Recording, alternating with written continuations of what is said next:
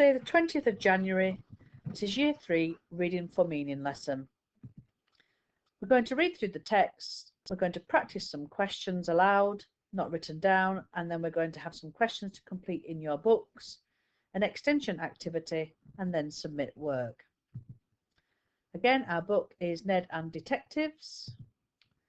In the afternoon, Mr. Jones left clues all around the school, and it was the children's turn to find things. They had to describe objects to one another and ask each other questions. It was a brilliant day. At home time, Mr. Jones let the children take the magnifying glasses home with them for the night, which was even better. At the end of the day, Mr. Nazim collected Ned and Nawal from school.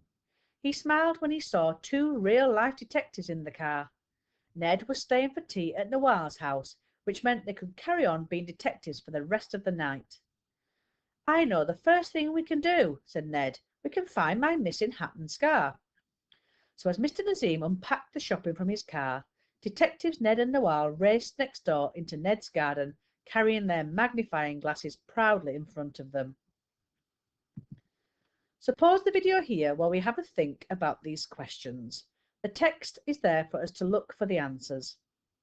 So question 1, why do you think it was a brilliant day? Why do you think the day was brilliant? Question 2, how do you think the children felt when they were told they could take the magnifying glasses home? Pause the video here, and when you're ready, we'll look at the answers.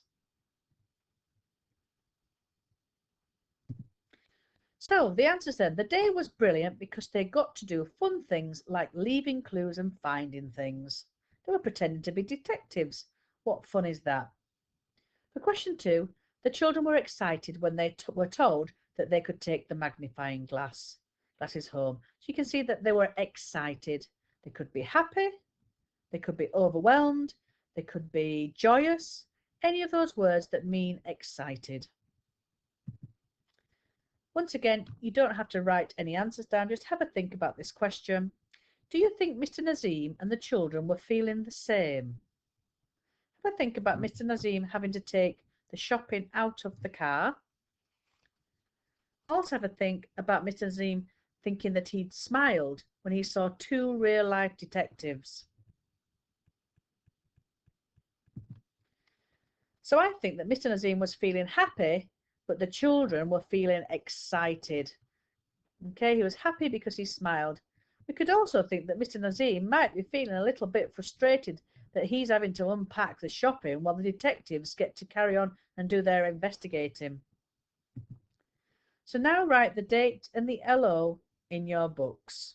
Pause the video while you do this.